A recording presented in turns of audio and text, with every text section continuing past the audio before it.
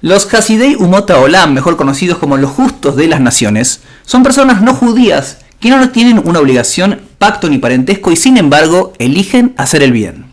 A veces arriesgándolo todo, su libertad, su seguridad, su familia e incluso hasta su propia vida. ¿Quiénes fueron realmente? ¿De dónde nace este concepto en el judaísmo? ¿Por qué la tradición lo llama Hasidim y no Tzadikim?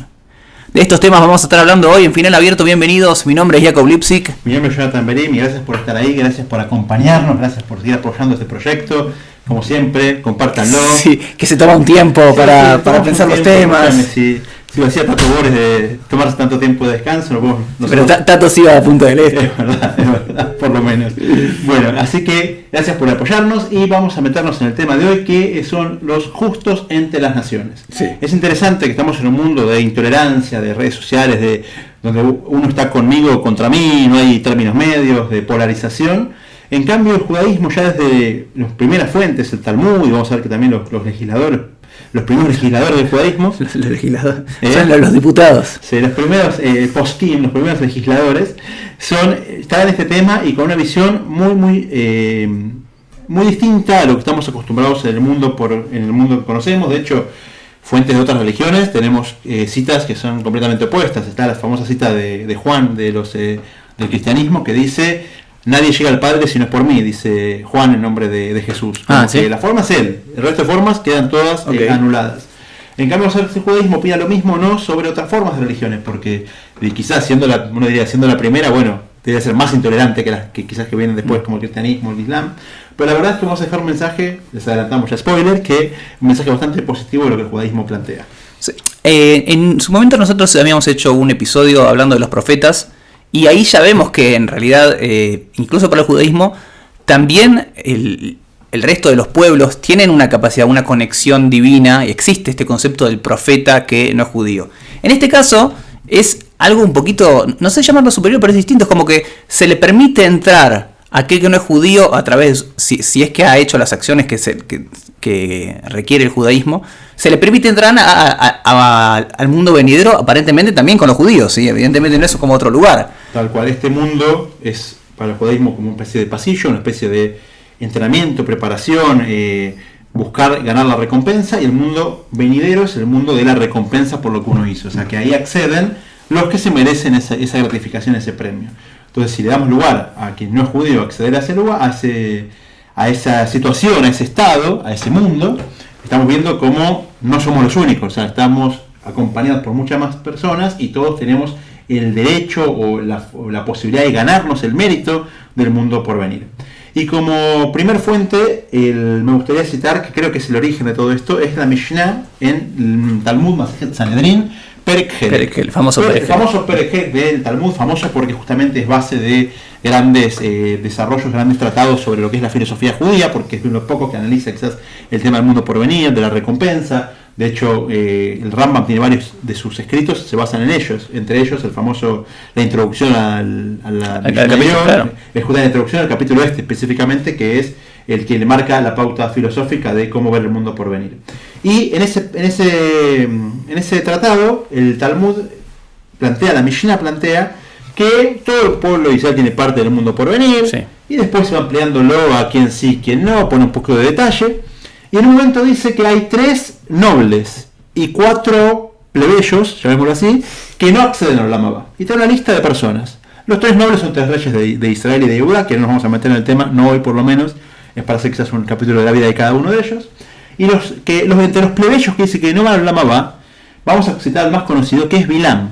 Bilam era el famoso... el profeta, justamente lo que hablamos un poco antes. Nigromante, brujo, todo un poquito profeta, sí. Sí. El famoso profeta de los pueblos del mundo, que el Talmud equipara a Moshe. O sea, dice, si los pueblos del mundo van a tener el argumento que ¿por qué no me diste un profeta como Moshe? Dios le va a decir, te doy a Bilam. Tal cual, Bilam está al mismo nivel. O sea, que es una persona no judía con un nivel de profecía a la altura de Moshe.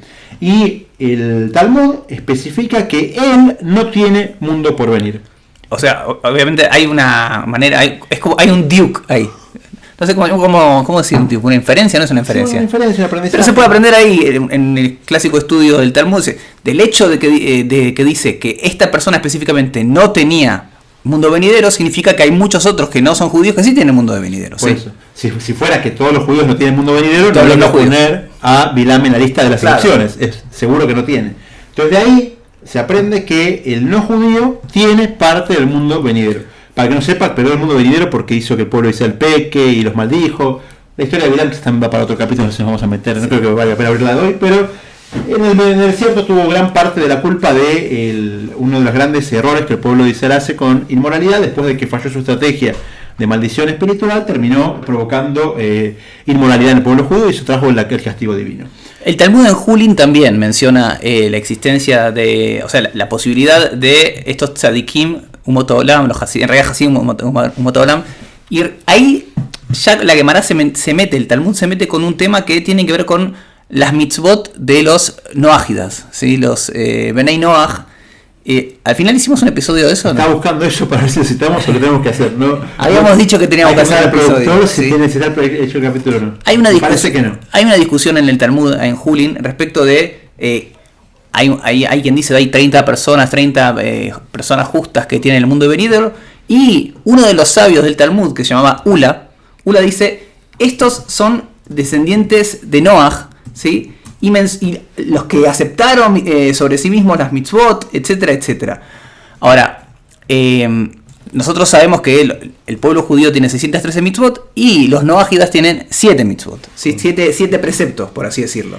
Perdón, se agrupan bajo Noé porque la historia de la humanidad habla de la Torah que empezó con Adán, Rishon, el primer hombre, se empieza a expandir el árbol genealógico, con Noé viene el diluvio y se vuelve a cerrar, o sea que de vuelta se concentra en una sola pareja. Entonces toda la humanidad es descendiente de Adán, Rishon, y después toda la humanidad vuelve a ser otra vez descendiente de una sola pareja que es de Noah y de su esposa. Ahora, esto es importante porque no lo mencionamos en realidad en la apertura, deberíamos haberlo hecho, así que aprovecho para decirlo ahora, que a veces el término de Hasidei Umot Olam, los justos de las naciones, se expandió mucho, se hizo muy conocido después de la Segunda Guerra Mundial y generalmente se relaciona o se vincula con aquellas personas no judías que protegieron a judíos, incluso dieron su vida. Sin embargo, todos estamos en la cabeza, empieza a tararear la música de lista de Schindler y vamos al personaje de Schindler mismo, claro. Tal vez el más famoso. Sí. Pero vemos en realidad, y este es el objetivo también de hacer este episodio, que el concepto existe hace miles de años para el judaísmo. Y esto de las mitzvot de Noach es importante porque cuando nos metamos un poquito más ahora en lo que dice Maimónides, el Rambam, es muy decisivo. Ahora, para recordar un poco los 7 preceptos de Noach, ¿cuáles son? Serían no matar, no robar, no cometer adulterio, ¿sí? No ingerir un miembro de un animal vivo, comer Eber Minahai. O sea, hay que matar al animal primero para poder consumir su carne, no arrancarle una pata a la vaca y ponerla a la parrilla. No hacer idolatría, no blasfemar el nombre divino y establecer sistemas judiciales. Yo esa no me acordaba, lo tuve que volver. Esas son las 7 mitzvot, los 7 preceptos de los noágidas. Ahora, vamos a ver que no es tan simple, porque si uno lee, digamos, lo que decía Ula en el Talmud es toda persona no judía que cumpla con estos 7 preceptos tendría, o sea, se consideraría un justo de las naciones, por así decirlo, pero después, al momento de hablar en las leyes, vamos a ver que no es tan simple. Correcto. ¿Sí? Una cita más del Talmud que da pie después de la legislación del Rambam es la discusión que hay entre Rabbi Eliezer y Rabbi Yoshua. Rabbi Eliezer en el Perek Jere que empiezan a discutir sobre esto. ¿Qué pasa con los pueblos del mundo? ¿Tienen parte del mundo por venir o no tienen parte? Y ahí viene Rabbi Eliezer y dice, seguramente no. ¿Viste? Porque Rabbi Eliezer, cada uno según su filosofía. Para ese que dice todo lo que hicieron por ellos. Esa es otra discusión. Esa es la los romanos. De los romanos, tal cual. Eran alumnos de ellos, porque, sí, Rabbi Eliezer era maestro de Rabbi Akiva, y esto fue la discusión de la época de Rabbi Akiva con el alumno de Rabbi Akiva, que es Rabbi John Bar Yochai. Así que estamos hablando de el abuelo a nivel rabínico, sería el maestro del maestro. Okay. El abuelo rabínico, una interesante definición. El gran maestre. El gran maestro, sí. Está el Padawan y él, bueno, no viste. No importa, no te voy a meter en queda afuera. Cosas quedas afuera. Muy bien. Entonces, está la discusión esta y Rabbi Yoshua es el que dice sí que tiene parte del mundo por venir, y eso pasamos ahora sí a la parte legal, porque el judaísmo tiene el Talmud, que es un análisis filosófico y legal que va y viene, que analiza las partes, los detalles, pero después generalmente se llega a lo que se llama un psak, un dictamen. Un dictamen, tal cual. Un dictamen donde se dice, bueno, había muchas opiniones, pero esta es la que tomamos como ley, la que pasa de la filosofía a la práctica y la convertimos en una en una regla más del judaísmo. En ese sentido, y nosotros ya lo hemos mencionado varias veces, el que se ocupa de legislar absolutamente todos los temas y no deja nada por ningún tema por tocar es Maimónides, el Rambam. ¿Por qué decimos esto? Porque muchas veces, si bien el libro legal, el compendio legal por excelencia para el judaísmo es el Shulchan Aruch, que es posterior al Rambam y lo toma muchas veces de base, hay temas que no necesariamente toca porque no son tantos de cuestiones, claro, no son temas tan prácticos. Sí. El Rambam habla de todos los temas, incluso de este tema, que parecería como lejano a la cuestión legal, que es quién puede ingresar, quién tiene acceso al mundo venidero. Sí. Y justamente en el Mishneh Torah, que es la obra magna, ¿sí? El opus magnum de Maimónides, se refiere a estos temas. Sí, sí, tal cual. Y en el Ilhot Teshuvah, en las leyes del retorno, capítulo 3, ley número 5, tiene el famoso dictamen que dice también, lo ves que en español no los tiene hibrid, pero dice también los Hasidei Umot Haolam tienen parte del mundo por venir. Justamente está hablando de toda la gente que tiene parte del mundo por venir y agregan esa lista a los Hasidei Umot Haolam, que como dijimos al principio serían los piadosos de los pueblos del mundo. Claro. Quizás para alguna traducción más literal de lo que está diciendo el Rambam. Ahora, ¿quiénes son los piadosos? Uno tiene que citar otra parte del Rambam, otra ley que el Rambam establece, esta vez en Ilhot Melahim, las leyes sobre los reyes. De vuelta, el Rambam vivió más de 1000 años después del último rey de Israel, pero de vuelta, él, como dijo Jacob antes, legisló sobre toda la parte de la Torah. Entonces también incluyó leyes que en su momento, en su vida, no pudieron llegar a aplicarse, claro. Tal cual. Entonces, ahí dice, al final del capítulo 8 de Leyes de los Reyes, inciso número 11, dice, todo el que recibe los 7, y se va a basar en la Gemara que citamos antes, todo el que recibe sobre sí, o sea, el que acepta los 7 principios noágidas y se cuida de practicarlos, se convierte en parte de los Hasidei Umot Haolam y tiene parte del mundo venidero. O sea que, como bien dijo antes Jacob, tenemos que toda persona no judía que se compromete con los 7 principios noágidos y se esfuerza en practicarlos, quizás se puede hacer un diuk ahí de decir que si falla en algo, como si fuera Yetzirah, que decimos que en la imaginación es bueno, un día se equivocó, le arrancó la pata a la vaca porque es muy tentador. Es muy tentador. Algo que nos ha ocurrido a todos. En ese caso también se puede considerar Hasidei Umot Haolam porque dice justamente que acepte sobre sí y que se esfuerce en cuidarlo. Ahora, hay un tema que no sé si cada uno de nosotros prepara el tema en cuestión de manera independiente. Yo no sé si la traducción está completa y porque falta una frase. Falta una frase muy importante. Sí, muy importante. Sí. Es la frase clave. Por eso. Y termina diciendo. Ese es un maestro del suspenso. Hitchcock, ¿viste? Bueno. El Rambam termina diciendo, ahora, si los hace por lógica. Claro. No es Hasidei Umot Haolam. Hay una discusión ahí en el Rambam porque termina diciendo se considera simplemente un sabio y hay quien dice que se faltó el no se considera un sabio. Pero no nos vamos a meter ya tan profundo en lo que es el Rambam, pero sí en la frase que queda establecida sin discusión, que es que tiene que hacer los principios de Noah por su vínculo con Dios. O sea, él reconoce que Dios existe, que me ordenó estas mitzvot y por eso las va a cumplir. Sí, agrego algo también, ahora ya terminó el suspenso. Terminó el suspenso. Porque le dice el Dios que las ordenó en la Torá. Correcto. Y que las dio a conocer el mundo a través de Moisés. Entonces, para aclarar un poco, ¿por qué? A ver, si nosotros repasamos un poquito la lista, yo entiendo que hoy en día hay grandes tentaciones, pero a ver, no matar no creo que sea muy difícil de pasar. No robar no creo que sea muy difícil, un poco más difícil, pero... Sí. No hacer promiscuidad, espero que a mucha gente le cueste. Adulterio, sí. Adulterio.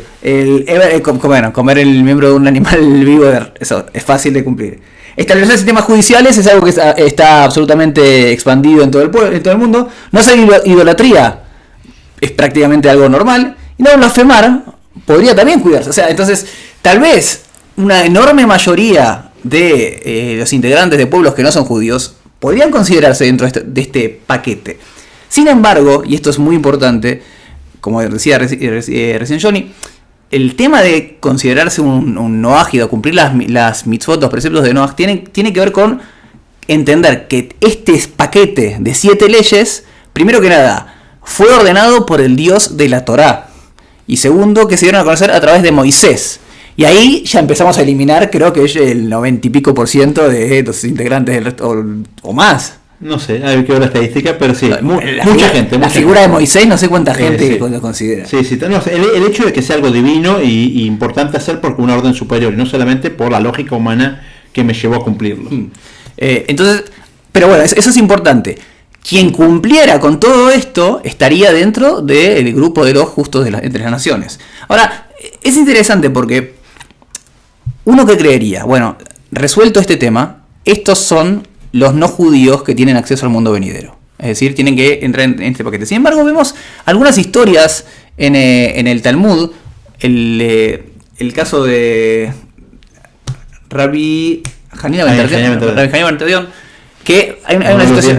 Claro, uno de los 10 mártires cuenta el Talmud que cuando los romanos asesinaron a 10 mártires de los grandes rabinos del pueblo judío, uno de ellos lo que le prendieron, digamos, lo tiraron a una hoguera, le prendieron fuego. Le enrollan un Sefer Torah al pecho.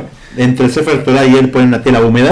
Pone como un algodón húmedo. Sí, para que tarde más la combustión. Exacto. Y después prenden fuego todo, al hombre con el Sefer Torah. Entonces, el Talmud cuenta, bueno, que obviamente el sufrimiento que tenía y entre comillas, no terminaba de morir. ¿Por qué? Porque esta tela o este algodón húmedo no impedía que avance el fuego. Entonces, el Rabbi Hanina ben Terdion le dijo a uno de los guardias romanos algo así como: si me sacás unos verdugos, sí. O si me sacás el algodón, o él le preguntó: si te saco el algodón, tengo garantizado el mundo venidero. Una cosa, no me acuerdo si fue quien preguntó, pero le dijo que sí, lo hizo, murió el Rabbi y después salió una voz y dijo que tenía acceso al mundo venidero. En ese caso no vemos que había cumplido con ninguna de las mitzvot. Habrá que entender en todo caso que tal vez hay acciones especiales que también le habilitan el mundo venidero. De hecho, en la Torá tenemos también con gente que se ha portado mal toda la vida y un momento de reconocer a Dios al final. Pero son judíos. Son judíos, tal cual, pero podemos aplicar esta historia. Quizás existe un camino paralelo entre los no judíos, que también lo puede acceder. O sea, no hace falta que esa persona no judía haya sido sus 120 años en la tierra un gran justo, sino que quizás que al final haya reconocido a Dios y aplicado las leyes, o incluso que no llegó a aplicar las leyes, como este caso, pero por lo menos, porque el hombre salta al fuego después. O sea, no es que después sigue viviendo como, sigue arrancándole patas a las vacas y como comiéndolas o cocidas pero arrancadas. Entonces, en ese caso vemos que existe un camino alternativo también para los justos entre las naciones. Sí, que no es el camino normal, ¿sí? El camino establecido, el normal son cumplir con los preceptos de los noágidas, teniendo en cuenta que el que lo ordenó fue Dios y la Torá de Moisés. Hay solamente un comentario que quiero agregar entre los comentaristas justamente del Talmud, que hay el Tiferet Israel, ¿sí? El Tiferet Israel, en su comentario al Pirkei Avot, dice, hay un ejemplo literal, menciona que no tiene, digamos, no hace sentido, no tiene lógica creer que Dios no va a premiar también a los no judíos que han hecho grandes contribuciones para la humanidad. Y él escribe, literal, por ejemplo, Gutenberg, ¿sí? Que es el inventor de la imprenta, dice porque Hashem nunca se ahorra el pago para ninguna criatura, y seguro que para alguien que hizo por el bien para la humanidad, también se consideraría alguien que tiene parte del mundo venidero. Sí, o sea que la masividad que le dio a los textos judíos a través de la imprenta, exacto, hizo que también gane su parte del mundo venidero. Sí. Ahora, esto es todo lo que mencionamos, es en la parte previa al Holocausto. ¿Sí? Y previa al establecimiento de Mediat Israel en el 1940. Claro, que están vinculados en realidad. Por eso, van vinculados. Se establece Mediat Israel y en 1953 se sanciona una ley de reconocimiento a los justos entre las naciones. Sí, perdón.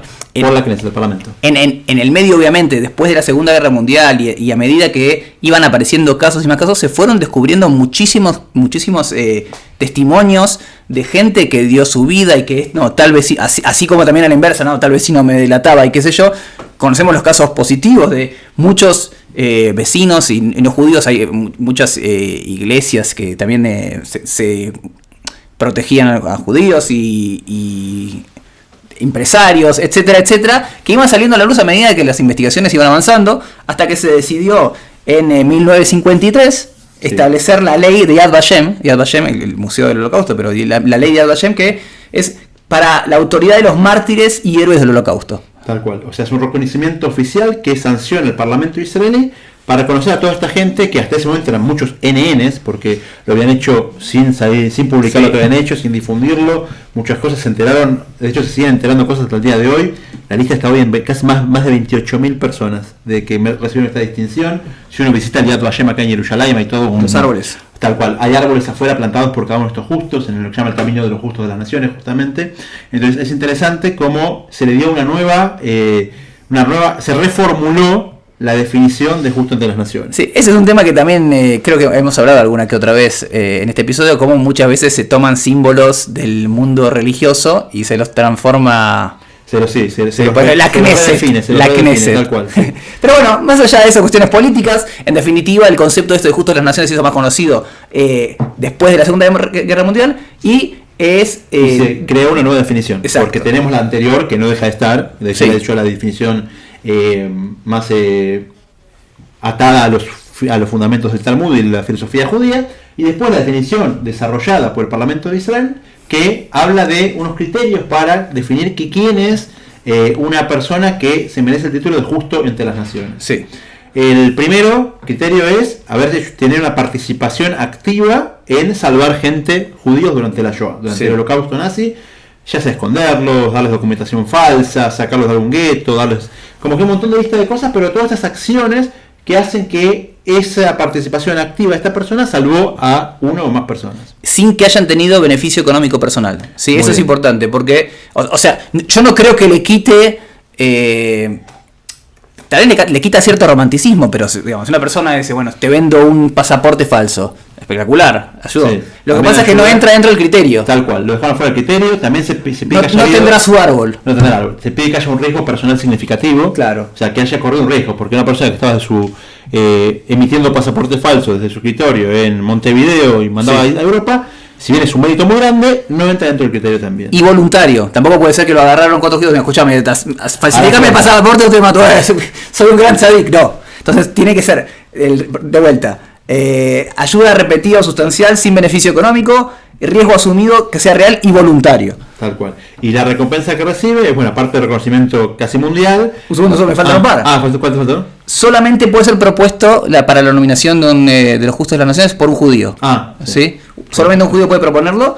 Y no se reconoce ayuda a familiares o personas que se convirtieron al judaísmo. O sea, el objetivo es premiar específicamente a personas que no se convirtieron al judaísmo, es decir, que se mantuvieron en su fe no judía, y familiares tampoco. Porque, bueno, uno diría, bueno, fue un gran tzadik, pero tenía como cierta inclinación para ayudar a alguien que es familiar. Entonces, tiene que ser, vamos a repasar rápido, propuesto por un judío, no puede ser familiar, tiene que haber tenido una ayuda repetida, sustancial, sin beneficio económico, y que el riesgo asumido sea real y haya sido voluntario. Correcto.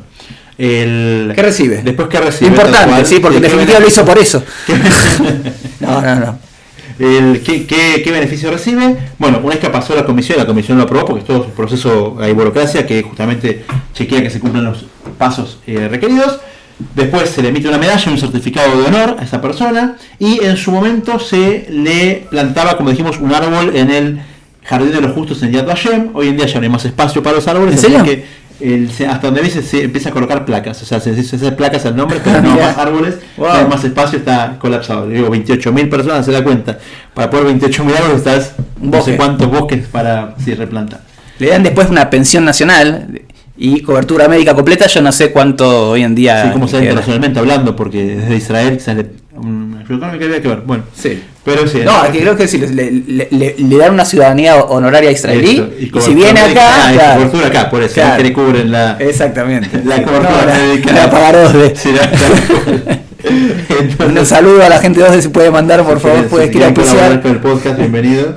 Los podemos nombrar justos en las naciones, sí. Claro. Bueno, entonces eso es lo que reciben, y esta lista, como les dije, es una lista enorme hoy en día. Más de 28.000 personas fueron reconocidas por Yad Vashem. Es interesante también compararlo con otros conflictos y de repente ver cómo cada vez surge más gente que dio la vida por esto, y de repente otros lugares donde decís, y nadie levanta la voz, nadie dice nada, como que justamente habla de una motivación altruista y humana de toda esta gente, como se entregó, porque realmente estaban Uno dice, es más fácil hacerlo en la Alemania nazi que en Gaza bajo Hamas. Son dictaduras con otra dictadura y pena de muerte con pena de muerte. Entonces, sí, en ambos lugares la gente tiene siempre, a fin de cuentas, el libre albedrío de decidir colaborar. Sí. Hay muchísimas historias, no sé, no vamos a contar 28.000 porque vamos a estar mucho tiempo. ¿Tenés alguna para que...? No. Bueno, yo quería mencionar uno puntualmente que me llamó la atención.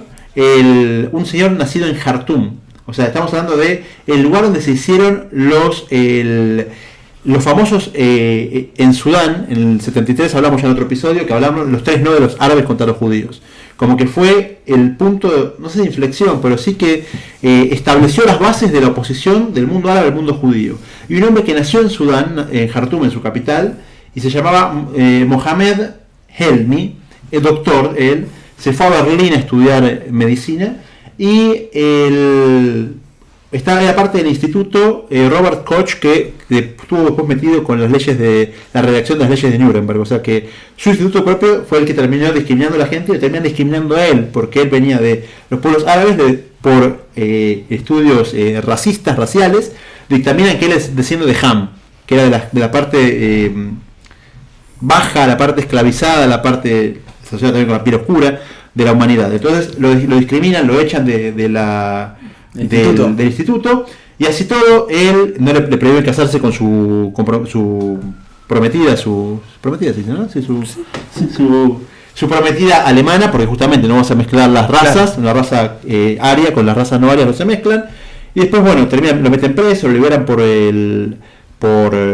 problemas de salud que tenía, y él en una casita que tenía escondió a unos judíos que conocía, los escondió ahí durante toda la guerra. Esto fue en el 41-42 que los contacta, los esconde, y déjame buscar el nombre, Anna Gutmann.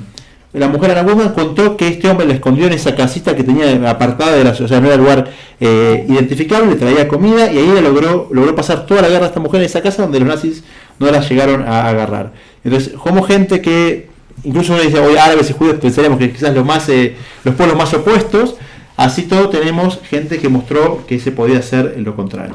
Algo para cerrar, es interesante como después, en definitiva, puede ser que alguien sea un considerado justo de las naciones para el judaísmo y no para el Estado, o viceversa, porque volviendo un poco al tema, según la ley judía puede haber alguien que cumple con los 7 preceptos de Noah, y es porque cree en Dios y cree en Torah y Moisés, pero no hizo ninguna de las acciones que dice Yad Vashem, y no es uno de los justos de las naciones.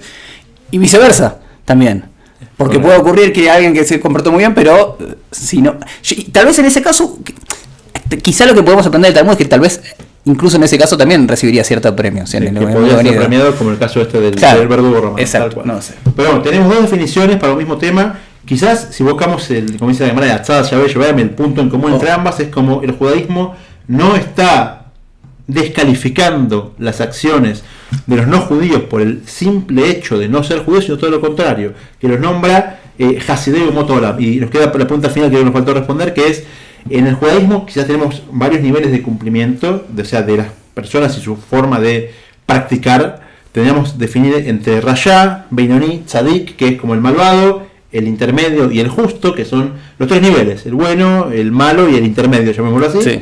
Y después existe para el judío un cuarto nivel que se llama Hasid. Sí, el Hasid no es el Streimel con las peores. No es la definición hasídica del movimiento hasídico de que ya hemos hablado. Pueden escuchar el episodio de Ucrania, Rusia y no sé cuánto, algo más hicimos el de Rebbe Lubavitch. Sí. Pueden, si el productor se anima, va a estar apareciendo acá arriba. Pero el Hasid en el judaísmo sería, la traducción sería piadoso. Es una persona que, no solamente hace las cosas que hacen falta hacer, que está obligado a hacer, sino que hace más de lo que está obligado. Cuando el Talmud elige un nombre para los pueblos del mundo, lo podríamos preguntar sobre la Knesset, porque solamente la Knesset se basó en el Talmud, así que la pregunta va al original, ¿por qué el Talmud lo llamó Hasidei Umot Olam, los piadosos entre los pueblos del mundo, y no se limitó a hablar de los justos entre los pueblos del mundo?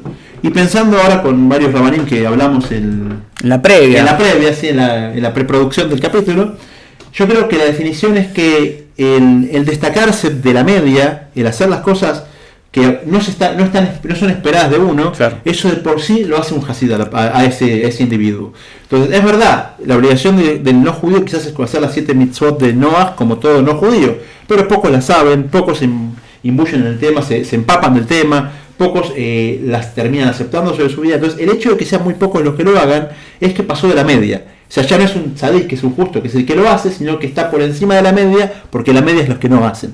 Pero bueno, Besat Hashem, que el mundo vea aumentar esta cantidad de Hasidim en todos lados, porque realmente son los que construyen el mundo. Está el famoso dicho que no mencionamos, pero quien salva una vida salva un mundo entero. Sí. Esta gente fueron nombrados justos en las naciones, a veces cuando salvaron una sola, no solo como Schindler, que en su lista había como 1200 personas, si mal no recuerdo, o Irena Sendler, que tenía también otros cientos de personas que salvó ella, pero sino que incluso el que salvó uno solo, como el caso de Mohammed que nombramos, también es un justo entre las naciones. Así que ese pequeño aporte que cada uno hace que el mundo sea un lugar mejor, que el mundo se construya, como dice el Talmud. Así que los invitamos a todos a seguir construyendo el mundo. Bueno, gracias por acompañarnos y nos vemos la próxima vez en Final Abierto.